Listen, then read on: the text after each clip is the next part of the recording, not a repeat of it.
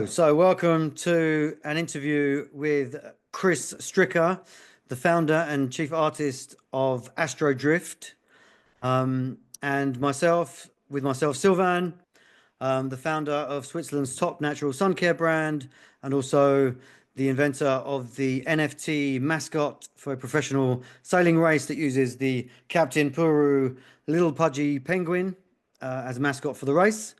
And I've been into crypto for many years now and NFTs. And I'm also the chief marketing assistant for Chris in the Astrodrift project. And we're here to discover more about the whole project and Chris's background and how we got here today.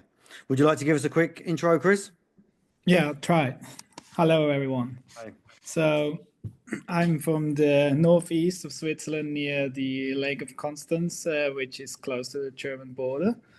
I have studied communications and design, and I work as a graphic and brand designer.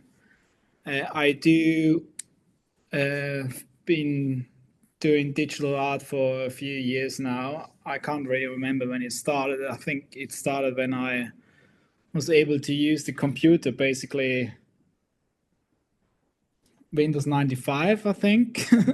Yeah, I remember Windows 95 well. Yeah, which makes me sound very old. Yeah, it's okay. Lots of experience. Maybe it was even Windows 3.1, but as soon as there was graphic interfaces to the computer, it was easy for me to understand. I just had a knack for it, and it took not so long. My dad was coming asking me for help instead the other way around. So that's basically how it started, I would say. Nice. And yeah. Cool. Yeah. Appreciate that. Thanks. Okay. So let's dive into Astrodrift then. Do you want to give us a quick intro into the project and how it began? Yeah, I would like to share the screen so it's easier to follow along as well. Absolutely. Go for it.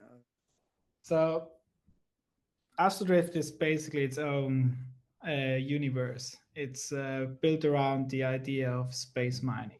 So in the near future, it will be possible to mine asteroids. Even our society has tested that extensively. It's just too expensive at the moment. But in a universe like Astrodrift, that's already possible, and they are way out in the asteroid belt to mine for rare metals and other stuff they found there. Maybe we just find materials we didn't even know about. So they have set up a colony which is always looking for new miners, and all they're promised is they are promised riches beyond their beliefs.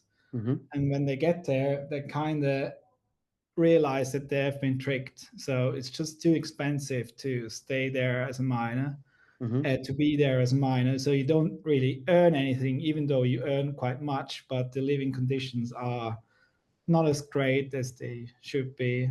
And they don't really enjoy the work either. So they want to go back, but they can't. So they're like in a corporate slavery kind of situation. I'm not sure that's the right word. Yeah, I don't know. Maybe But there's some correlation with here on Earth as well, right? In terms of I mean, it's already theoretically proposed that it would be feasible to mine asteroids because they're loaded with rare metals. If you can grab one and mine it, you will be unbelievably rich. But if it would be easier, the metal would get cheaper as well. So it's like a different kind of economics behind it. So if you need to build a really expensive spaceship and it's getting easier for everyone to mine, the economics go down. It's not that they will be extensively rich in the long term. There will be a short-term gain, but not, basically. So there's a kind of evil megacorp in the whole Astrodrift story and lore? Yeah, exactly. There is like Orion X, which is like the evil overlord, if you will so, and they provide the technology I call them like a intergalactic company instead of like international, if you will. So, or yeah. So they control the mining out, the whole mining operations. They don't control the asteroid belt per se, because it's so far away from Eden. That's the Earth equivalent to our planet. Okay. That they don't have that much control over it, but they are controlling the universe as it stands. So you have to imagine that it's more like when the Americas were settled, the Northern Americas. So the settlers arrived, and it was like a free for all. And then they first settled in the east, and then go out west. So Astrodrift is loosely modeled after the gold rush as well, because in the gold rush, the only ones who got rich in the end were the ones who were selling shovels and other accessories to mine stuff. So the miners themselves, they usually, when they did find something, it was most likely to pay their debts. So in the end, they didn't really earn that much. Yeah, and it's the analogy of picks and shovels, right? I think. Yeah, picks and Which shovels. which often gets used in crypto and NFTs, right?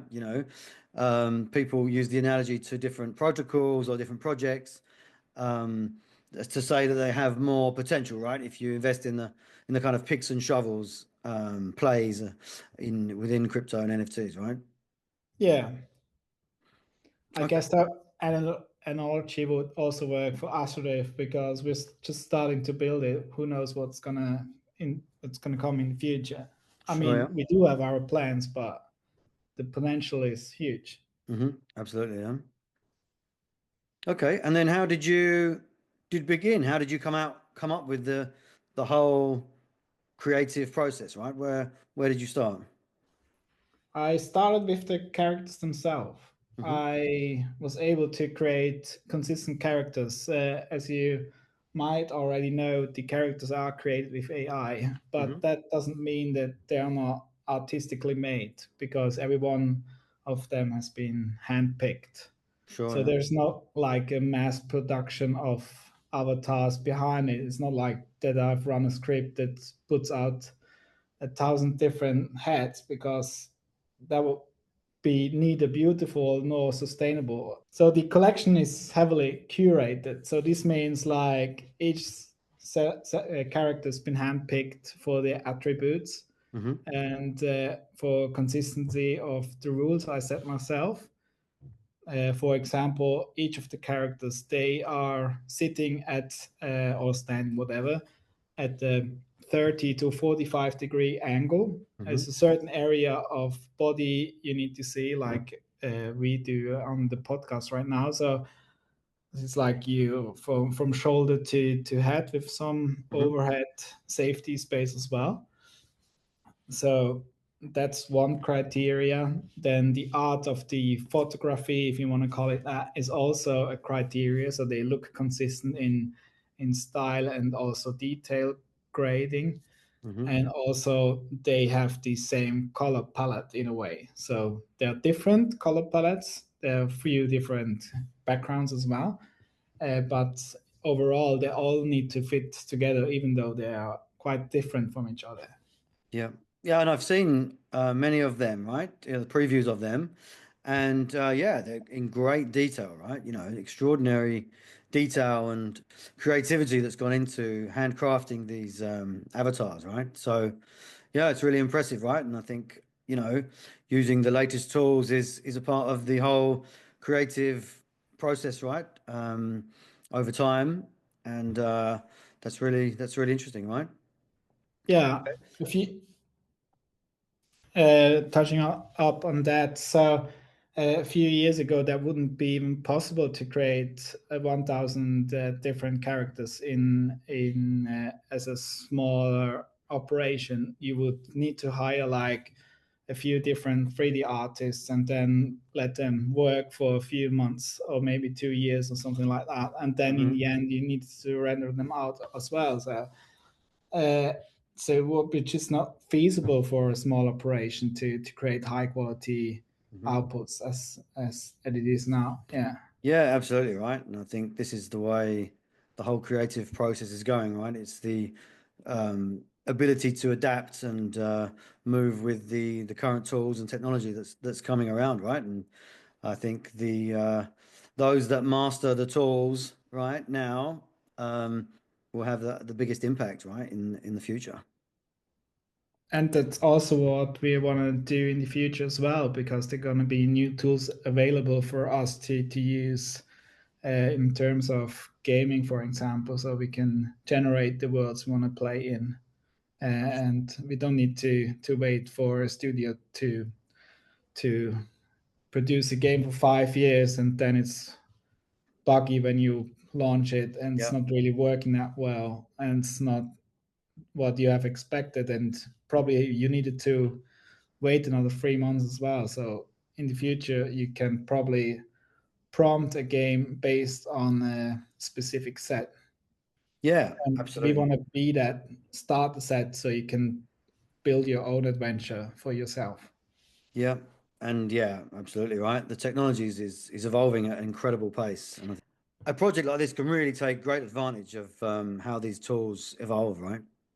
Absolutely, yeah. Okay, and then what are the main character types then? And as we've touched on that, what kind of character types, or what can you tell us more about the characters themselves? So the most common characters, if you want some alpha on that, is going to be the miners themselves. So most of the characters will be in the mining faction,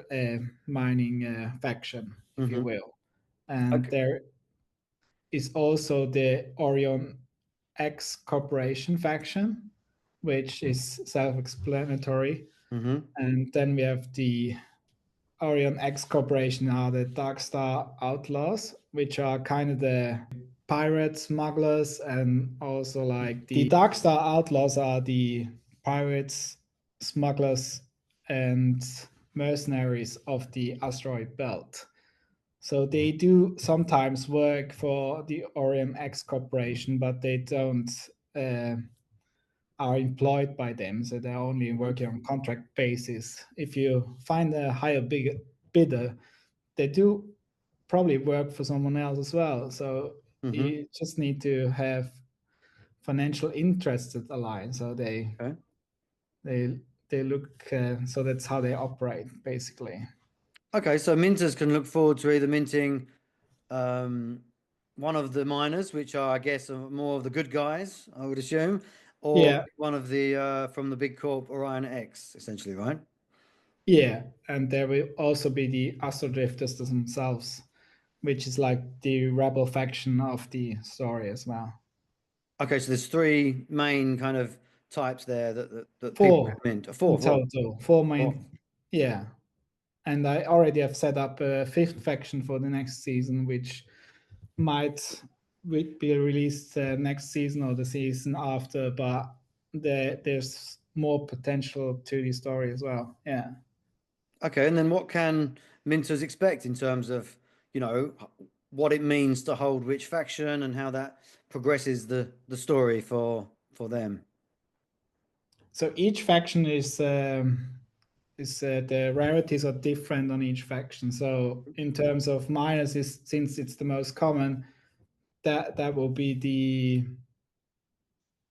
most probable you will get. But inside the minor faction, there are three different species as well. So the Hmm. rarities system gets more complex as you go through it, and it gets even more detailed as you learn more about the characters themselves. Hmm. So, and the other factions are less common, so they will mean less of the collection will be assigned to those other three factions. Hmm. In a video game, the miners would have an advantage over the other faction, even though they are more common than the others. Hmm. The miners themselves have the abilities and knowledge to mine certain objects Hmm. in Okay. a game. So each character that people own as an NFT will have different kind of powers and abilities within the game, and that will kind of define how they will perform essentially, right? And Yes. their role will be, yeah. Yeah. Wow, yeah. Each character has like its own role-playing mechanic assigned to it. I didn't want to make it too complicated, so it's a fairly simple, um, fairly well-used system we adapted for Astrodrift, but we have made our own twist on it as well. Mm-hmm. So, for example, each character has its overall level, which tells you how good their abilities are overall. And then you have abilities like strength, wisdom, agility, and also Neurodrift, for example. And Neurodrift is probably the one that is most special because it doesn't start with from zero. It starts. It can start on either side of Mm-hmm. the spectrum. Yeah. And Neurodrift is the kind of force and special powers that the each character has, right? Yes, it's like somewhere between magical powers and real world abilities. Mm-hmm. Yeah. This I love this, yeah. Okay, and yeah, and I think the characters themselves, right? There'll be a quite a broad distribution of rarity, and each character will have a kind of its own unique visual style. Is that right? Even Yes. if they have the same trait, each character will have its own very unique visual style, right? Yeah. Mm-hmm. It's in the end, it's a lot about taste, I would say. So the collection will, some character will probably speak more to you than another one. I have my favorites already, and um, they you see them and you can imagine a world where they live in, and you Mm-hmm. can also see that they fit together with the other characters. Yep. So as you look at them, you build your own story around that, and that I would love to have the community participate to write their own stories around their characters, for example. Yeah, nice, yeah. And also, I think a really unique part of this mint is that anyone essentially has the ability to collect and mint one of the main characters, right? Including the Kira, I believe, on the screen right now, right? Which would be Yeah, the. we haven't even gone through much of the pitch deck I've prepared. Hmm. Let me pull up some of the characters so you can better understand how they would look like. So it's small, but you get a feeling for it. You can see that they are quite consistent, which is still really hard to do with AI, and it took us a long time to do it Of as course. well. And each of the characters also generatively upscaled, which means we didn't just interpolate the data to make it look sharper. We we used an AI that uh, builds new detail into each pixel. For example, if you see like a crack somewhere that looks slightly different from the original image produced, Hmm. but on us like the structure, and then new detail gets added, which makes the image even more crispy and more believable as it is. Hmm. Or you can see individual pores on some characters, or like blemishes, and they come out really good as well. Nice. Yeah. And will the full high-res images be available as a part of the metadata for the mint, or would people have to go to the avatar viewer that you're building to view them on the website, or both? On both sides, like the Oh, platforms work, they do produce their own preview images sure. on each platform, so the website doesn't buckle down if you search for the whole collection, even if it's 10,000. Hmm. So, but each character has is each NFT has its own image assigned to it, which is high resolution. So you could even print it if you wanted to. Okay. Nice, nice. Did you want to And take us through? Go on. yeah, you touched on the avatar viewer, which we built to check the quality of each character. So Hmm. each character has been handpicked and then also like checked if the abilities and traits are in the image you see. Hmm. for that we needed to build our own software, because what's on the market right now, it's not possible to have that kind of ability to check every part of the collection. Yeah.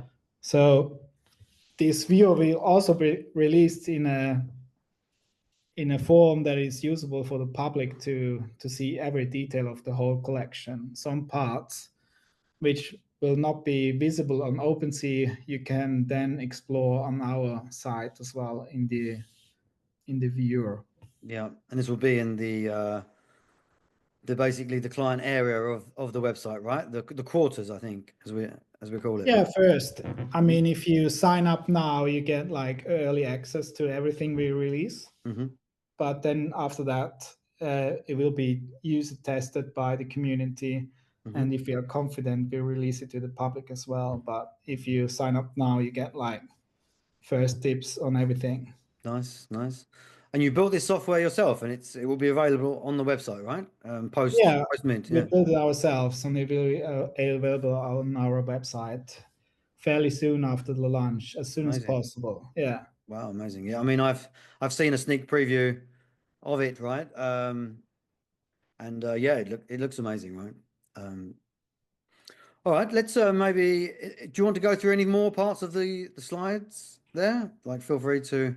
Yeah, If you want to talk more about the project, I wanted to give you a feel what the astronauts might not have been promised. So, like that poster, for example, should give you like there is like an extensive marketing campaign behind to get new miners in. So that should also explain. And the title of the first season is called New Frontier. So that's also like the connection to the gold rush as well, which was often called the frontier. Yes. Or the next frontier, something like that. I can't remember the exact words. Yeah. But the look, as you could tell from the other images, it's like fairly retro futuristic. So it should feel like it's come out of the 80s, has been forgotten somewhere, and just not has been realized, and now it's been rediscovered. So if you yourself has grown up in the 80s or 90s, it should feel fairly familiar. So like something you already know, but still new. So that's the vibe we're going for. Yeah, I mean, I'm a child of the 80s, right? So I remember it well, but what gave you the inspiration to have that sort of retro 80s, 90s vibe? I think it's just what I enjoy, to be honest. I mean, in the end, you have to build stuff that you like yourself. Absolutely, yeah. And I don't want anyone buying the project if they don't like it. I mean, I think it's fairly good, and I put so much time in it with the team, and I think it's great, and there's really great potential. Yeah, no, it's got a very unique, nostalgic vibe, and certainly for even people that are not too aware of the 80s, right? You know, it gives you an idea and an impression of what some of the art and imagery was like back then, right? I think there was less curves, right? Things were more kind of rigid, right, in terms of style of cars and buildings, etc., right? So that architecture and that kind of thing. So yeah, it's got a really nice feel to it, right? Yeah, in world building they call it the used look. So everything is like worn down. Yeah, it's really yeah. I mean, let me look for an example where you can see what I'm talking about.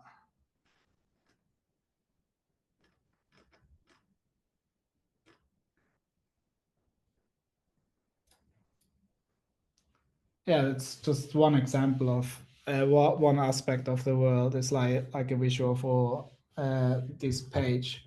But as you can see, it's like fairly detailed. Just this in model building, it's called greebling. So each image we produce, it has like a story on its own in itself.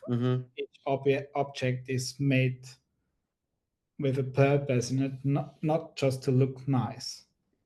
Yeah, no, I mean, you've put an incredible amount of thought into the whole thing, right? You know, I've seen some of the creativity in the back end, right? And it's really, really incredible, right? What you've done, I think. There are a few visual examples how the world should feel like. So it's like fairly used, like nothing is new, which is also a part of the world building itself. Because if you are far out of from civilization, Mm-hmm. there is not new material to have. So a lot of them it's reused, recycled. So the world has this makeshift culture behind it. Everything is rebuilt, reused twice. Even the air, as you know, in space cannot be reproduced. So it's Mm-hmm. infinitely recycled. The same goes for water and everything you eat and produce, and then in the end it gets recycled Mm-hmm. after and after again and again. That's why no spaceship will ever be silent, Mm-hmm. Okay. Yeah. because you always hear some buzzing sound. You Mm-hmm. hear the fans pumping in fresh air, if you want to call it Sure, that. yeah. Mm-hmm. Or so, some water pumps below the surface, which are going to the amenities. So there's lots of devices used behind the scenes to make a space station work, and it's fairly noisy as well. Mm-hmm. Especially if you consider that it's all retrofuturistic, so the devices wouldn't be as small as we have today, like our phones. So it would be fairly bulky as Mm-hmm. well. Yeah, I know. You have an incredible imagination, right? And I think, yeah, it's a intriguing world, and you just sparked a whole load of questions I have in my mind, right? But And yeah, just another question, right? That your poster inspired me there with, right?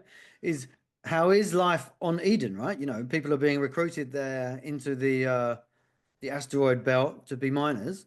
So what happened on Eden, or what is life like on Eden, right? How did it get to this sort of point in time where, you know, this sort of retro, worn, used vibe is there?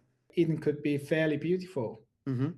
and might be fairly clean, and also look more like a modern startup scene, if Mm-hmm. you will, with lots of plants and sleek buildings, with no dirt anywhere, and people using like the newest technology, like electric cars and stuff like that, or even flying cars, Yeah, maybe yeah.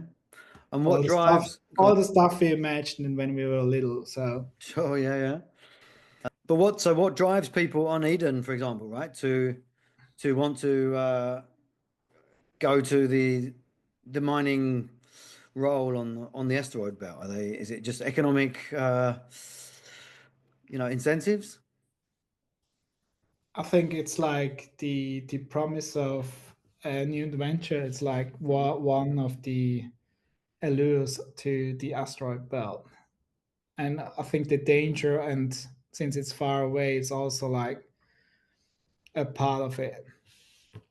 Hmm. But I also think like freedom is fairly limited on Eden, even though it sounds like it's like a paradise. It's probably not. It's just run by corporations, and they control every aspect of daily life. Even though it looks beautiful, it's probably not as kind to live in.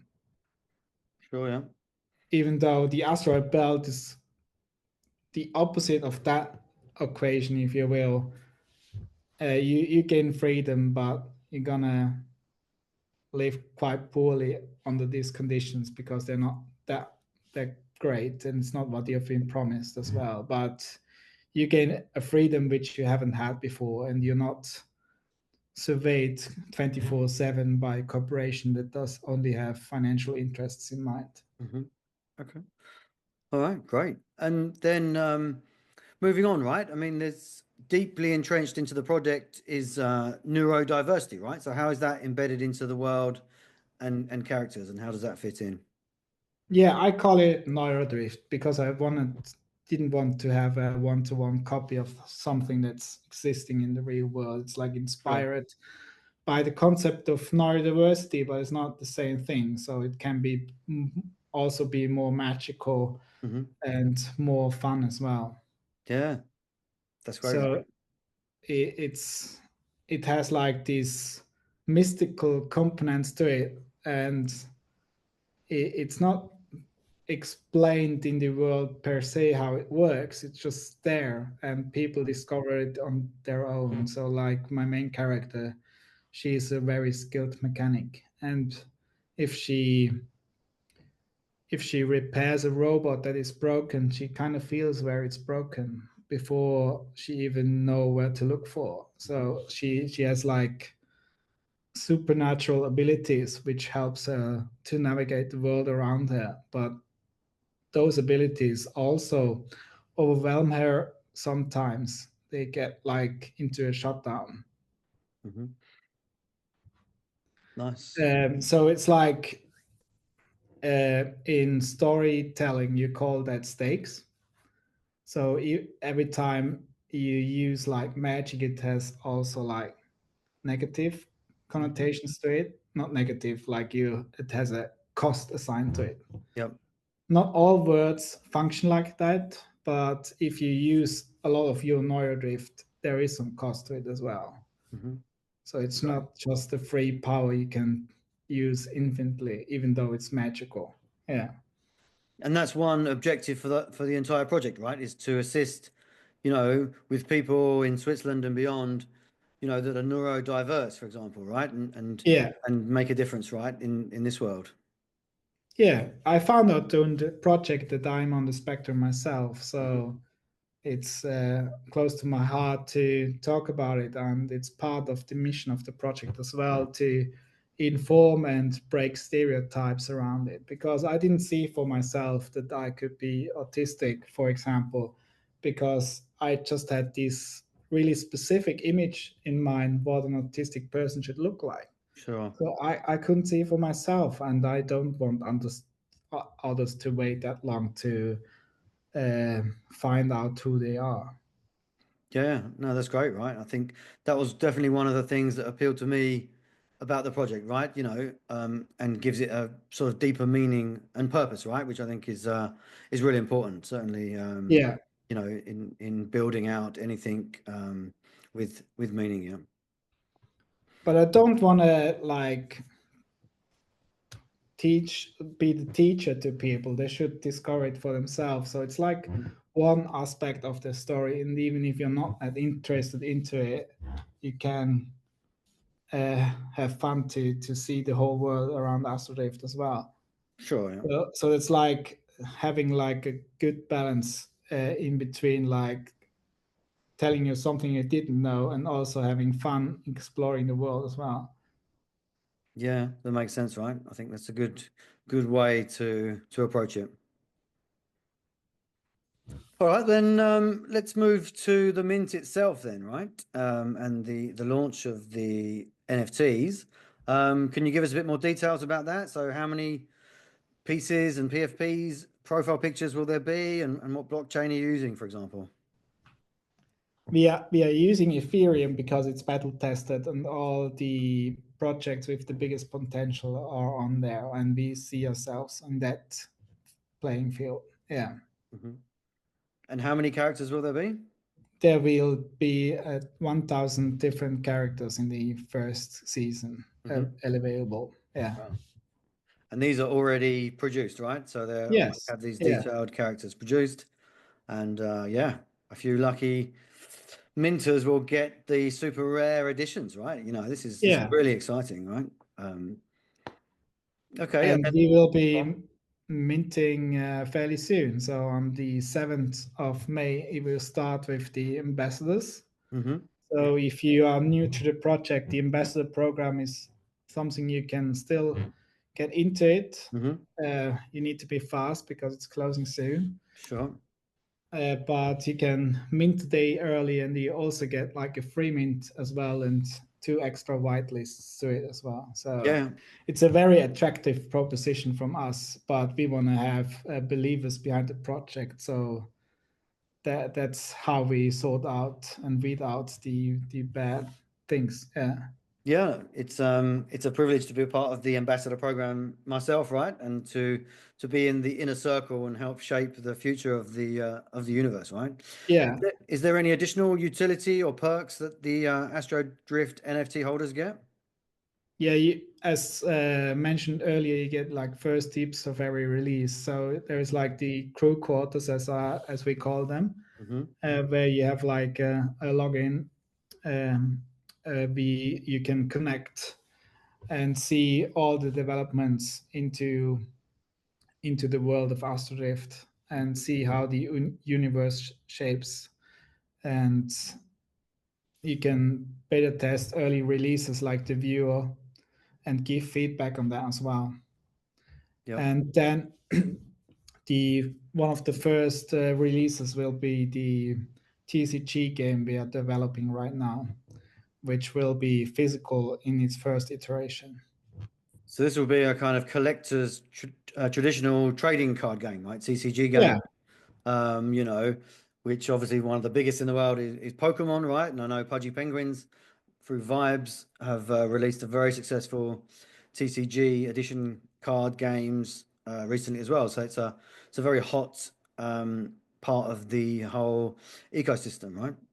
And it's also a good way to show the traits as well, so you can battle with your cards and your abilities against each other in a fairly simple way, and then we can maybe build it out even more into a more complex system where we would build out the a board game around it, for example, or digital version of the trading card game. Hmm.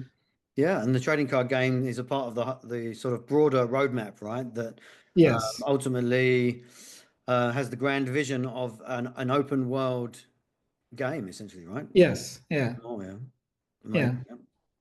It's like the first step into the gaming universe of Astrodrift. Hmm.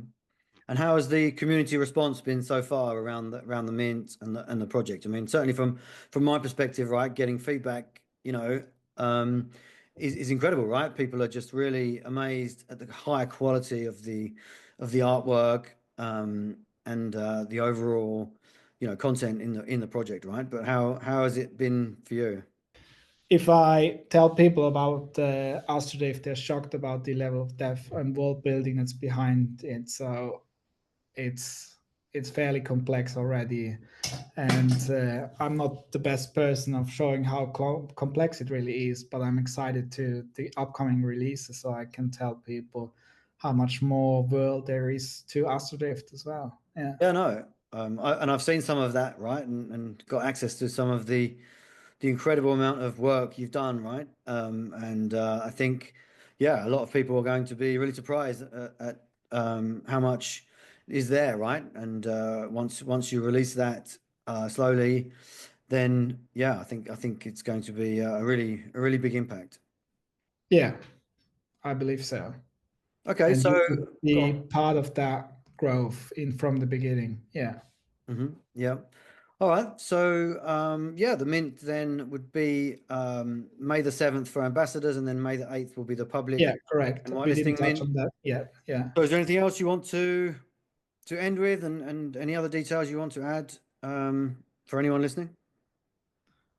I don't think so. Yeah, not at this point. Okay, great. Then yeah, we'll leave it there. So, thank you, Chris. It's been great chatting with you and learning a bit more Same. about the project and its background, the world, and the upcoming mint. So, really Yeah, appreciate I'm it. really Thank you very excited much. for it.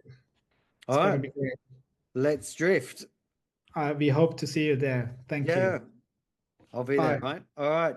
Thank you very much. And check out the Astro Drift on Twitter, X, and the website astrodrift.xyz, right? To apply for the whitelist, which will be closing soon, and also any last minute ambassador applications can also be done there. And that's where, once approved and once on the whitelist, you'll have access to the crew quarters, right? And a lot of the additional lore and storyline and other artist impressions, right? So, yeah, thank you very much. Check it all out. And yeah, we hope to see you at the Mint. Thank you. Thank you. All right. Bye. Bye.